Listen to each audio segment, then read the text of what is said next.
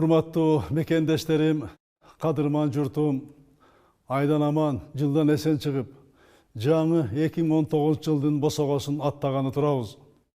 Баарыбызды толкундаткан ушул мүнөттөрдө Кутман элинди куттуктоо мен үчүн өзгөчө сыймык.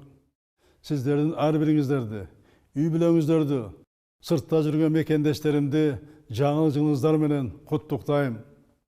Кадырман калайык калкым, өтүп бараткан жылда сиздерге берген убадаларымды аткаруу үчүн иштедим. Өлкө аймактарын төрө кыдырып, сиздер менен баарлаштым. Коомубуздун ар кайсы өкүлдөрү менен жолуктум. Кандай иш болбосун, кадырлуу эл журтум, сиздердин колдооңуздарды сездим. Баарыңыздарга чын пейилден чыккан ыраазылыгымды билдирем. Кымбаттуу мекендештерим, быйыл элес жерине өзгөчө көңүл бурдук. Аймактарда чоң өзгөрүүлөргө карай чечкиндүү кадамдар жасалды. Бул багыттагы иштер жаңы жылда дагы уланат. Өлкөнү, өзгөчө региондорду санариптештирүү бийик максатыбыз жана милдетибиз. Эл аралык аренада мамлекетибиздин аброюн бекемдедик. Евразия экономикалык биримдигинде өлкө өзүнүн күчүнө багытталган иштерди жасадык. Стратегиялык өнөктөшүбүз, союздашыбыз Россия менен ар тараптуу достук мамилени чындадык. Коңшу мамлекеттер менен болгон карым-катышыбызды жаңы баскычка көтөрдүк. Залкар жазуучу, гуманист, философ, планетардык масштабтагы инсан, атактуу жердешибиз Чыңгыз Төрөкулович Айтматовдун 90 жылдык юбилейин дүйнө коомчулугу менен чогуу белгиледик. Коомубузду коррупциядан, колу туткак, элдин рызкысына кол салган ыймансыз чиновниктерден тазалап жатабыз. Жаңы жылда соттук укуктук реформалар ишке аша баштайт. Кыргызстан жаңы чыныгы укуктук мейкиндикте жашоого кадам таштайт. Өлкөбүздү өнүктүрүү үчүн узак жана орто мөөнөткө стратегиябызды аныктап, багытыбызды, басар жолубузду тактадык. Келечекке карата бийик максаттарды белгиледик. Бул асыл максаттарга ыймандуу бийлик, ынтымактуу коом болгону гана жетебиз. Мен үчүн өлкөдөн өткөн дөөлөт жок. Ар бир жумуш күнүм, ар бир саатым элимдин жашоосун жакшыртууга арналат. Бул менин жашоомдун маңызы. Негизги максатым сиздер менен чогуу, жаштарыбыз, урпактарыбыз сыймыктанчу өлкөнү, адилет коомду, таза бийликти, өнүккөн Кыргызстанды куруу.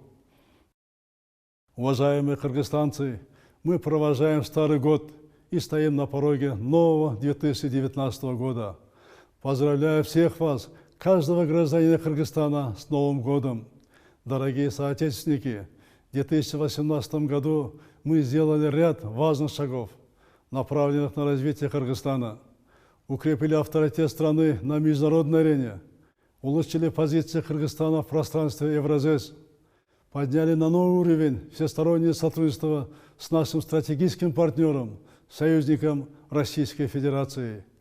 Налажены надежные дружественные отношения с соседними странами.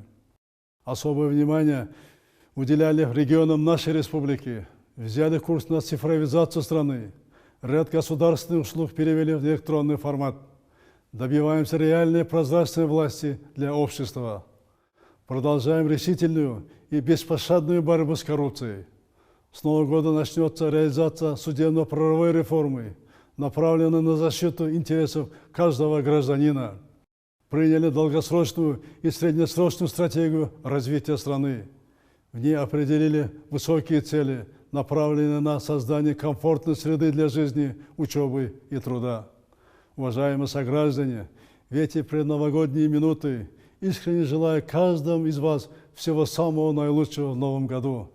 Пусть сбудутся все ваши мечты и планы, пусть в каждом доме будет благополучие. Желаю здоровья, успехов и счастья.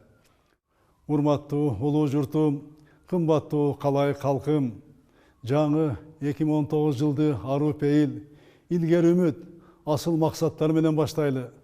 Ата-энелер бала бакырасы менен чогуу болуп, ар бир үйдө бакыттын күлкүсү жаңырып турсун, амандык, токчулук болсун, жергебизге кут конуп, ар дайым тынчтык болсун. Элибиздин ынтымагы бекемделип, рызкысы мол болсун, берекебиз төгүлүп турсун. Жаратканыбыз сүйүктүү Кыргызстаныбызды колдоп, мээримин, жакшылыгын аябасын. С Новым годом! жаңы жылыңыздар менен.